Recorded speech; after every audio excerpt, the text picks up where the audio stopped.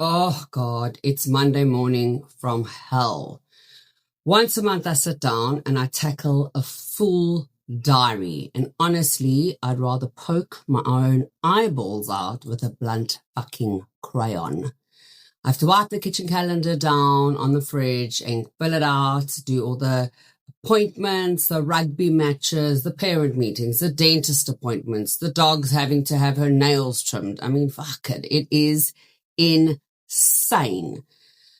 Oh, and I'm just like, it's mad because I'm actually booking 3 months in advance. Doesn't that just sound weird? Like, how does life fly by like that? Anyway, it's part of what I have to manage and how I do it. It is what it is. Welcome to motherhood. The best part is, though, when I do see that I have a mom's night, there's nothing better than a night out with your tribe and a little bit of vino.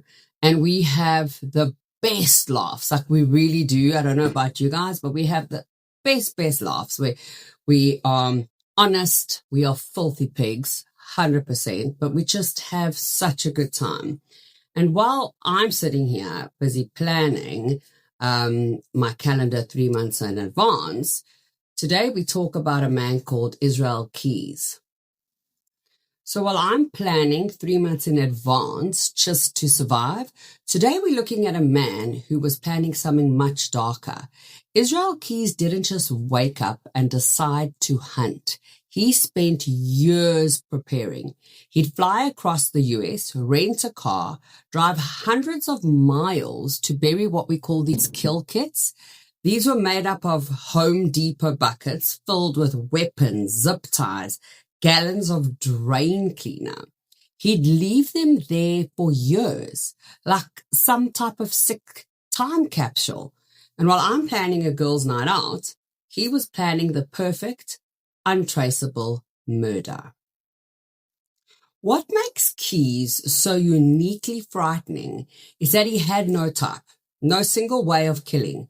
Most of these fucking bastards have a signature, but Keys was a chameleon. He would strangle one victim, shoot the next, use a knife on the third. He did this on purpose so that different police departments would never link the cases. I mean, I don't want to call him clever, but I think he is.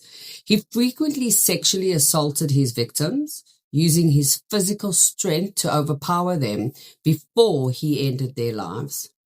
He once told the FBI his only rule was to find someone, somewhere, and just do it. I mean, my maternal instinct is on the edge here, because how do you protect your family from someone who has no pattern? He would just take anyone. He was a construction worker and a father of a young daughter at home, a neighbor who seemed completely normal. But in his mind, he was a master hunter. He would travel to the other side of the country, turn off his cell phone, and just disappear into the wilderness and wait. He didn't just kill. He made sure his victims were never found, leaving families with nothing but a permanent, agonizing silence.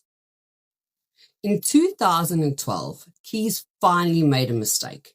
He kidnapped 18-year-old Samantha Koenig from a tiny coffee shack in Alaska. He jumped through the window and forced her out at gunpoint. He took her to a shed, sexually assaulted her, and then strangled her to death. But even in death, he wasn't done with her. He actually sewed her eyes open and took a photo of her holding a newspaper to make it look like she was still alive so he could demand a ransom. He got greedy.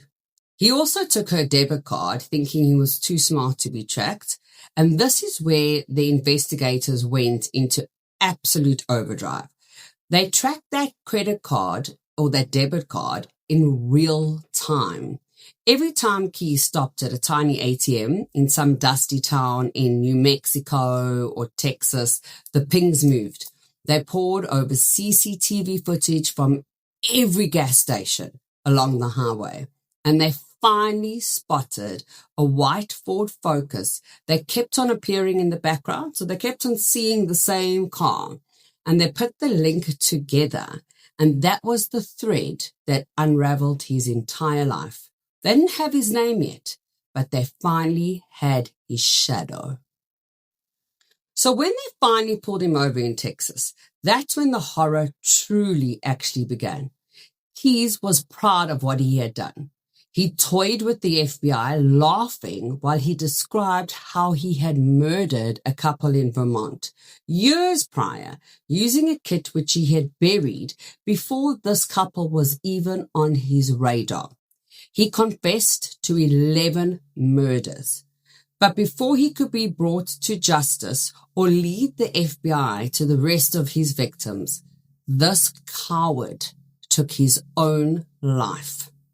He left behind this bizarre drawing. It was 11 skulls, which he had drawn in his own blood. But because he died before being interviewed in complete with the FBI, no one will ever know who those other victims were.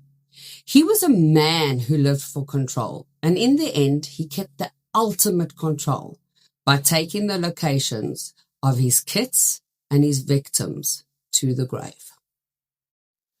He thought he was the ultimate hunter, but he underestimated the people who never stop looking.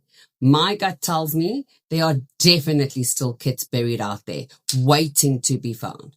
Well, I'm off to go finish this fucking calendar and reward myself with a fresh cup of coffee. I'm Mrs. G. Keep your coffee hot, your vino chilled, hide the good snacks, and for the love of God, never trust a brown mark on your kids' undies. See you next Monday.